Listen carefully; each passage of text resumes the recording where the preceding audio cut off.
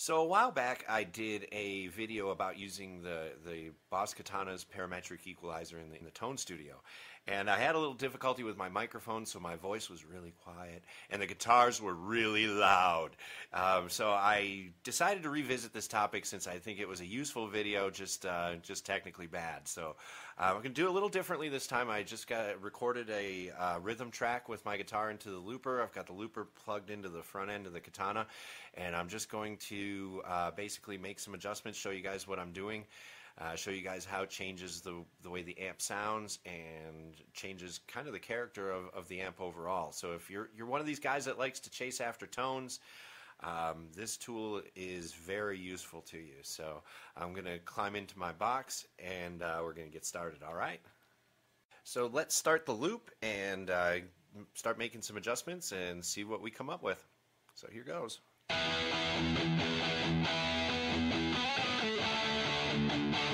I'm starting with the equalizer about even up here. Now the controls down here, in case you're not familiar, the low gain and the high gain work a lot like just a bass and treble control. The low mid gain and the high mid gain, that's where your parametric gets involved. You can adjust the frequency that you adjust with each using the low mid frequency and the high mid frequency. That adjusts what frequency you're affecting. And the Q for each adjusts how much of the surrounding frequencies are affected by it as well.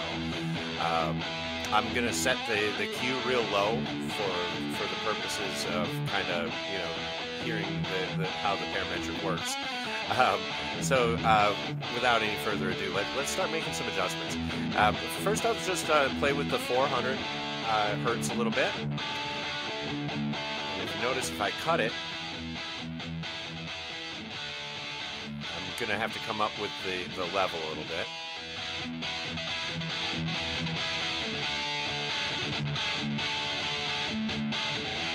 So there's,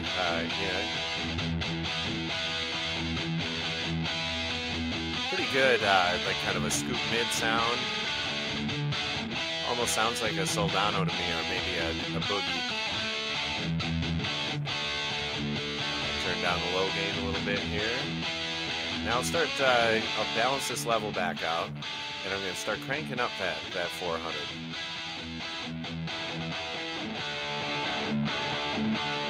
You notice at first it might sound a little awkward, but a lot of these tones can be used in a mix in a specific way. In fact, a lot of people really go for this pushed 400 hertz range. Like Tom Scholz, Joe Satriani are known for doing it. I kind of like it cut a little bit.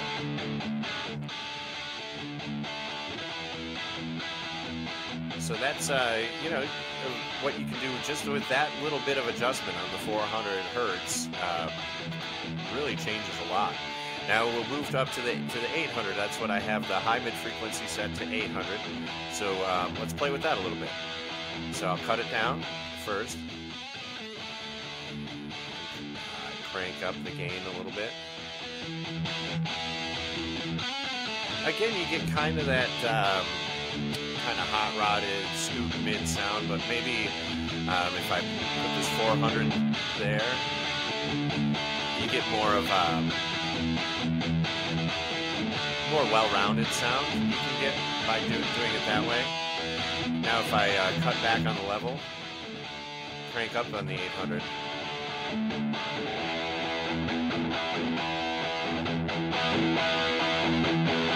Now you've got like a real aggressive, almost like punk sound, or something that can be used for something kind of wide open and hard hitting.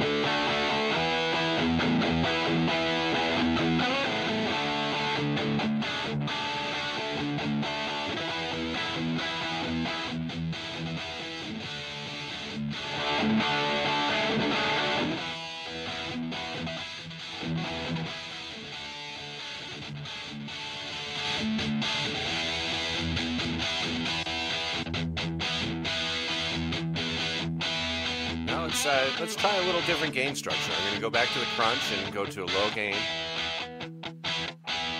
but I'm going to add the tube screamer. Now the tube screamer, even the model, is pretty good for boosting a certain portion of the mid-range. So you might want to either play into that or play against that a little bit. If I cut a little more. It's a pretty cool sound.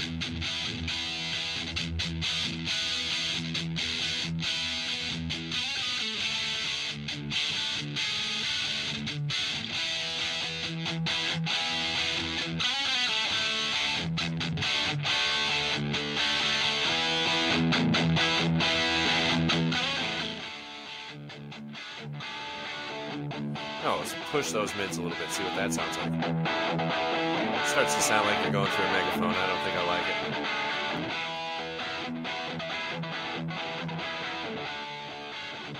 I think I kind of liked it like this.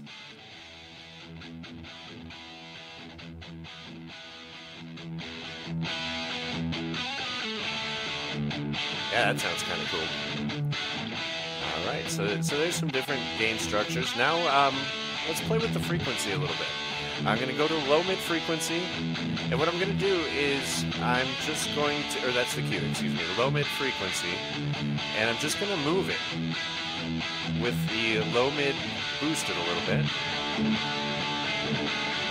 Now I'm going to take that frequency, I'm going to move it around, and you can see what difference that makes.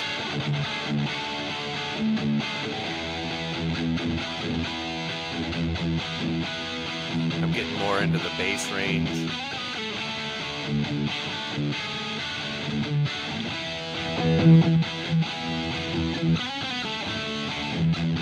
If you want to get a little more thud or resonance out of your cabinet, you might find this useful to crank up the low end of things. A lot of people find that if you crank up this end of things, that it gets a little flubby and a little bit muddy. Sounds kind of cool.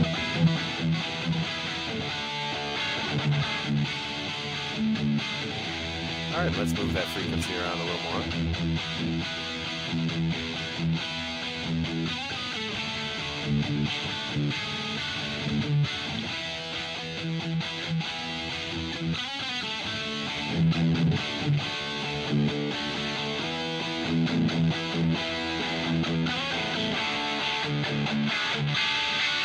Now you start getting into some a little bit more trebly.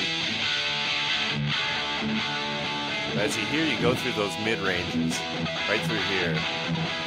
That's where things seem to be real effective. So what I'm going to do is leave this at around 200, and let's play around with this high mid frequency a little bit. And I'd like to do this one around 1.6, and check this out once.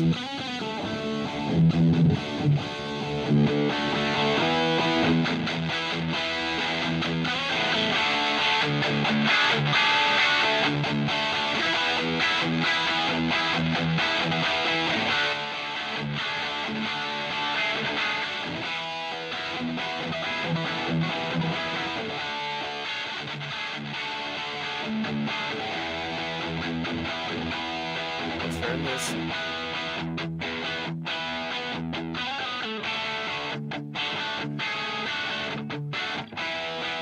You get kind of a cool tone I found with the 1.6. Even if I go up a little higher, let's try it around 3 to 15. And let's crank up that just a little bit. You really get that stabby, cutting sound. Even if I had a little more gain in. For that real aggressive, not super high gain sound, it's kind of cool with that bandwidth. But let's play around with that a little more. Let's that high mid frequency go up even a little higher ones.